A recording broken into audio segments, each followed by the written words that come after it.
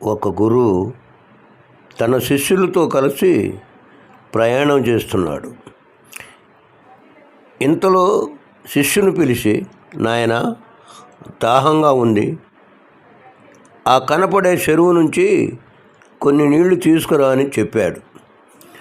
అప్పుడే ఒక ఎద్దుల బండి ఆ చెరువులో నుంచి వెళ్ళటం మూలంగా నీరంతా మురికిగా తయారైంది. శిష్యుడు ఆ నీరు తేరుకునే వరకు అలాగే కూర్చున్నాడు. అరగంట సమయం గడిచింది. చూస్తే నీరు ఇంకా మురికిగానే ఉన్నాయి. మరో అరగంట సమయం వేచి చూశాడు. నీరు తేరుకున్నాయి. ఆ పైన ఉన్న నీరు తీసుకెళ్ళి గురువుగారికి ఇచ్చాడు. అప్పుడు శిష్యుడు అనుమానం, ఈ నీరు అంతా మురికిగా ఉన్నా ఎలా తేరుకున్నాయి గురువుగారు? నువ్వు కాసేపు దాని మానాన్న దాన్ని కదలకుండా ఉంచావు కదా అన్నాడు గురువుగారు. అది నెమ్మదిగా మురికి కిందకు పోయి స్వచ్ఛమైన నీరు పైకి తేలుతుంది. మన మనసుకు కూడా అంతేనాయన. ఒకసారి మనసులో ఆందోళన కలిగినప్పుడు దాని గురించి ఎప్పుడూ ఆలోచించకుండా వదిలేయాలి. కొంతసేపు గడిచేటప్పటికి చింత అనే మురికి అంతా అడుక్కుపోయి మనసు స్వచ్ఛంగా మారుతుంది.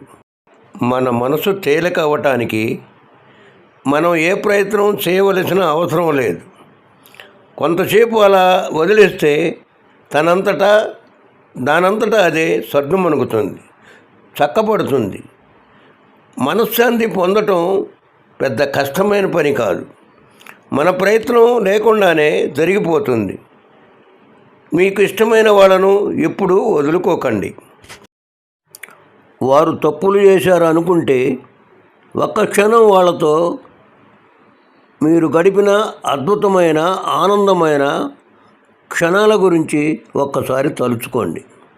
ఎందుకంటే పరిపక్వత కన్నా అభిమానం ముఖ్యం. మిమ్మల్ని మీరు కౌగిలించుకొనలేరు, మిమ్మల్ని మీరు ఓదార్చుకోలేరు. అందుకోసం ఖచ్చితంగా ఒక సహాయం ఉండాలి. జీవితం అంటే ఒకరి కోసం ఒకరు బతకటమే. మీకు ఇష్టమైన వారి కోసం, మిమ్మల్ని ప్రేమించే వారి కోసం బ్రతకండి. స్నేహం, ప్రేమ, బంధుత్వాలు అనేవి డబ్బు, భాష మాట్లాడేవారికి అర్థం కావు. ఎందుకంటే కొన్ని పెట్టుబడులు మనకు కనిపించే లాభాలను ఇవ్వకపోవచ్చు, కానీ మనలను సంపన్నులను చేస్తాయి.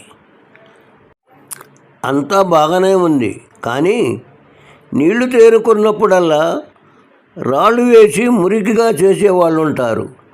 అప్పుడు ఏం చేయాలి గురువుగారు? మనం బాగున్నప్పుడల్లా ఏదో ఒకటి అని బాధ పెట్టేవాళ్ళు మన చుట్టే ఉంటారు. కొంతమంది మనం సైలెంట్గా ఉంటే అని వాళ్ళే నోరు మూసుకుంటారు.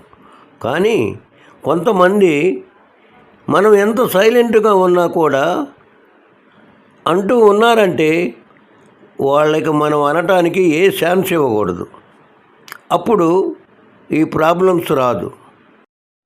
అవకాశం దొరికింది కదా అని అనేవాళ్ళు ఉంటే నువ్వు కూడా సమాధానం కర్ర ఇరగకుండా, పాము చావకుండా తెలివిగా చెప్పాల్సిందే.